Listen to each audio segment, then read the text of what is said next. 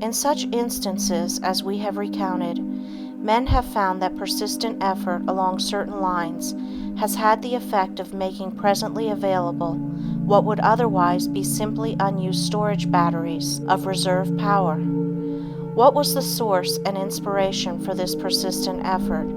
You will say that it was ambition or patriotism or some similar semi-emotional influence, and so it was.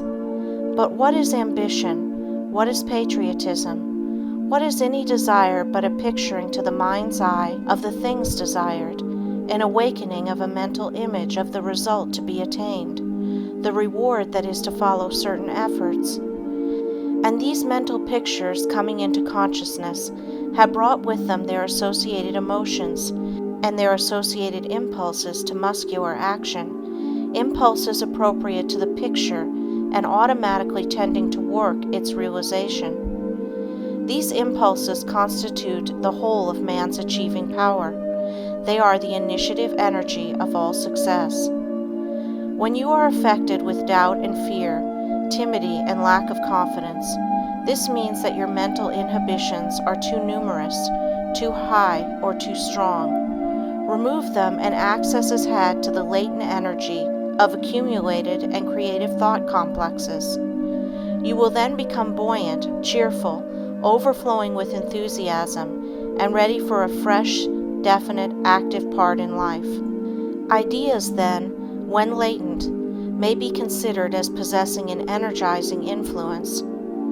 The same idea does not necessarily have the same effect upon the same persons at different times. What its effect may be at any time or with any individual depends upon the makeup of the consciousness in which it finds itself. The setting of consciousness may be entirely different upon the present appearance of the particular idea from what it was on the occasion when this same idea last appeared. Yesterday there may have been present no conflicting tendencies, and this particular idea may therefore have been allowed free and joyous expression. Today other thoughts may be in the ascendancy, so that we look upon the idea of yesterday with a feeling of revulsion. The thought that aroused new energy in you yesterday may then sicken you at your task today. The thought that stirs the soul of a vigorous man may shock the sensibilities of a delicate woman. Yet there are some ideas to which all men in varying degrees seem alike to respond. How often in battle have the failing spirits of an army been revived by the appearance of the leader shouting his battle cry and waving his shining sword? How often have men been roused to heights of heroic achievement by the strains of martial music? How often have troops spent with exhaustion responded to the call of such simple phrases as the flag, our country, liberty, or such songs as the Marseillaise, God Save the King, Dixie. These phrases are but the signs of ideas, yet the sounding of these phrases has summoned these ideas into consciousness, and the summoning of these ideas into consciousness has placed undreamed of and immeasurable foot-pounds of energy on the hair trigger of action. And so it is with you. Down deep in the inmost chambers of your soul are untouched stores of energy that properly applied will exalt your personality and illumine your career. But to find and claim these hidden riches, you must persevere. You must endure. In a marathon race, it is endurance that wins. The graceful sprinter who is off with a leap at the bank of the pistol soon falls by the wayside. Life is a marathon in which persistence triumphs. There are many good starters, but few strong finishers. That is why the failures so outnumber the successes. The man who travels fastest does more than he is told to do. To merely comply with a fixed routine is to fall short of one's duty. The progressive man adds to the work of today his preparation for the work of tomorrow. He delights in attempting more and more difficult tasks, because in every task he sets himself, he sees a step forward in the development of his own abilities. He loves his work more than he loves his pay, and he delves deeper than the exigencies of the moment require, because he craves the power to do more. Most men start with enthusiasm.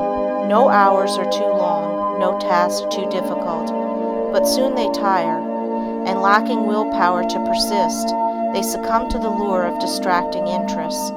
They become disheartened and indifferent, and so they fail. A young man married. He was a proprietor of a flourishing general store in Princeton, Indiana. He and his bride forthwith resolved that they could and would lay aside out of their income $1,000 a year for 10 years, by which time they would have $10,000 and accumulated interest and could go into business in a big city. At the end of the first year, when they took stock of their savings, they decided that thereafter, instead of trying to save $1,000 a year for 10 years, they would undertake to save $10 a year for 1,000 years and would be more apt to succeed. Today they are just where they began. You all know such men who are always starting and never finishing. 95% of the men who go into business are quitters. The very first disappointment sends them scurrying to cover. They begin to look for a soft snap, away from the firing line. Is it any wonder that so few reach any great success? That there is an enormous lack of appropriation of energy in most men's lives is an undoubted fact. Just where this energy is stored, and just what its eternal significance may be, is immaterial to our purpose. It may be that this reserve is nature's safeguard against our extravagance. It may be, as some philosophers contend, that the subconscious, with its vast stores of energy, is a higher, more spiritual phase of man. It may be that the subconscious is for each one of us his individual segment of the divine essence, that it marks our at-one-ment with God. It may be that to evoke these latent energies is to call upon those resources of our being, which are the embodiment within us of the Spirit of the Creator of all things.